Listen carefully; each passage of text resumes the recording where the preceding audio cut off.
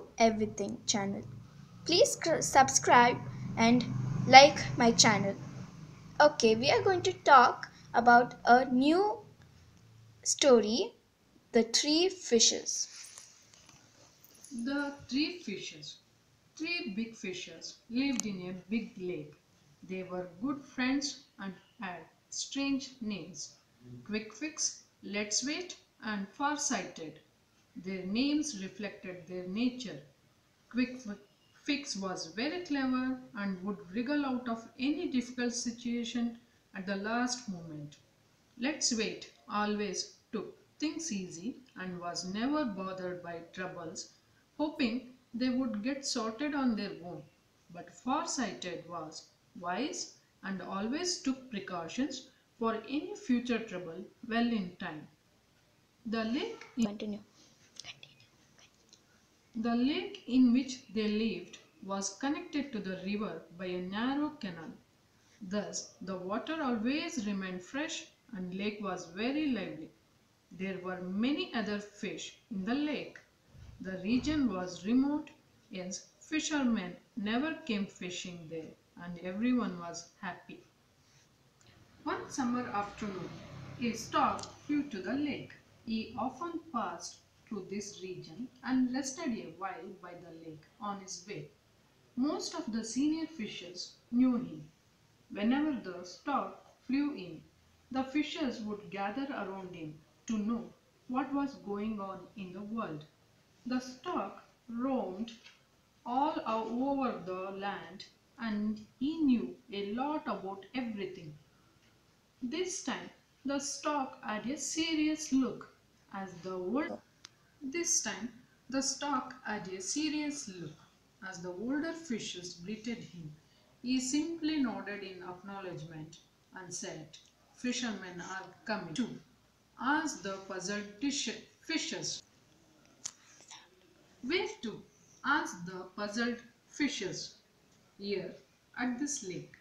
They are still quite far, but will surely arrive in a few days. I had seen them crossing the great meadow of Bhuvanadanga. After the meadow, they will pass through the forest, cross the river, and will be here in no time. Perhaps they are headed for somewhere else," the middle-aged troll said. "No, I had overheard them. They have got news that there are big fishes in this lake, and no fishing had ever been done here. It is here that they come." "This is horrible," said the cutla. She was a big fish with a lot of offspring and was naturally bothered about the well-being of all. "Why don't we go away?" proposed the Mahashe. "Where?" asked the eel. "And how? We don't fly like brother stork. Neither can we trot on land. This lake is where we were born and this is where we are going to die." "We are in no hurry to die," said the Mahashe calmly. "I request brother Stork to offer us some advice. He travels far, has seen a lot and knows much. Let us hear what he has to say." Finally, the stork spoke again. "It is true that you neither fly nor run, but you can swim and you need to swim to another lake. When the river overflows during the high tide and water rushes through the canal to this lake, you can easily swim through the canal with a little effort. Then you can reach the river, swim upstream and enter some other canal that leads to some other lake. I have seen many such lakes around the river. Most of you are big fish and strong enough to swim against the flow of water. This is the only solution." Everyone agreed and thanked the stork gratefully. They hurried home underwater and informed their families to make quick preparations to leave the lake. A few young and reckless fish that lived alone set off that very day itself to check out the route of the journey. The lake was abuzz with activity and anxiety. The three friends were present in the gathering and had heard everything. So, what should we do? Farsighted asked. Go home and sleep, said. Let's wait. It is too early for all this hurry and worry. Let us first see if the fishermen actually come here. Quick Fix nodded in agreement. Don't worry, I am clever enough to find a way out even if the fishermen actually arrive.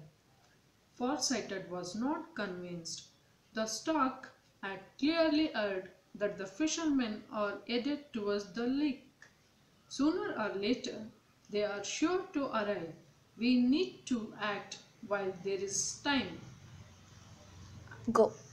I shall use my intelligence only if they actually catch me, said Quick Fix. There are so many fish here, I might as well escape the net. Why should I wreck my brains if I am not captured? Why bother? They are still so far away. Anything can happen in between. Never act in haste. Let's wait, said. Farsighted shook his head. Friends, I think what Quick Fix wants to do is risky. You might not be able to escape once caught, and what's let's wait says is outright foolish. No one should sleep and laze while danger is lurking. Tomorrow morning, I leave the lake with my family. If you are sensible enough, come with me. If not, stay back and face the consequences. The, the other two were sad to hear this, but they did not want to leave the lake, which they had known to be their only home. The three friends parted with a heavy heart. Farsighted made overnight arrangements and left the lake early next morning through the canal. Many other fishers left too, and within a couple of days, almost all the fish were gone. By the evening of the fifth day, only two fish were left in the lake, Quick Fix and Let's Wait. Go. The fishermen came on the sixth day. It was nearly midday when they arrived. They had nets and poles as well as huge bags and pots with them.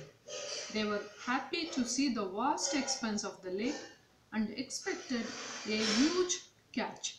They camped by the lake, gathered firewood from the nearby forest, and began preparations for cooking their lunch. They rested a while after lunch. Then, in the afternoon, the fishermen got into the water and cast their nets. What do we do now? Asked Quick Fix. Do we really need it to do anything? Let's wait, asked back. Doesn't matter to me, really, shrugged Quick Fix. I can always find a way out. Why bother? It is a huge lake. They will take a long time to catch us, if at all. Anything can happen in between. Never act in haste. Let's wait, said. The fishermen were surprised to find no fish in the lake. They cast nets in different places, but nothing yielded. They were dejected. The evening was approaching too. However, they decided to cast the net for one last time before nightfall. And this time they caught two fishes, Quick Fix and Let's Wait. Caught in the net, Let's Wait said, this is a big net. It will take quite some time before they can pull it up above the water. Quick Fix, meanwhile, lay still as if lifeless. As the men drew the net up, they were somewhat relieved to find two big fishes. However, they were again disappointed to see one of them was dead.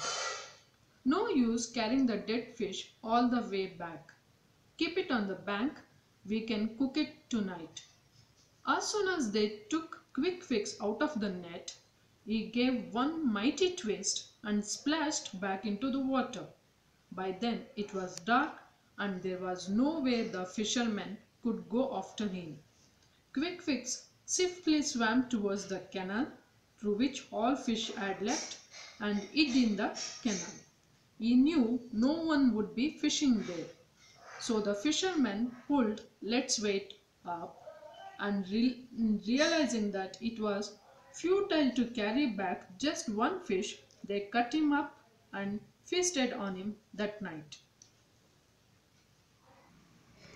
That's the end.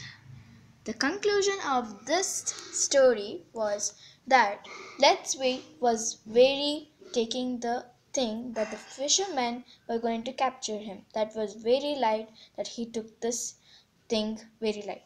But Quick Fix was very intelligent. At the last, he escaped to the canal where nobody was fishing and he left. But Let's Wait died because of his stupidity and ignorance. So that's the end. Please subscribe and like my video. Bye. See you next weekend or next day.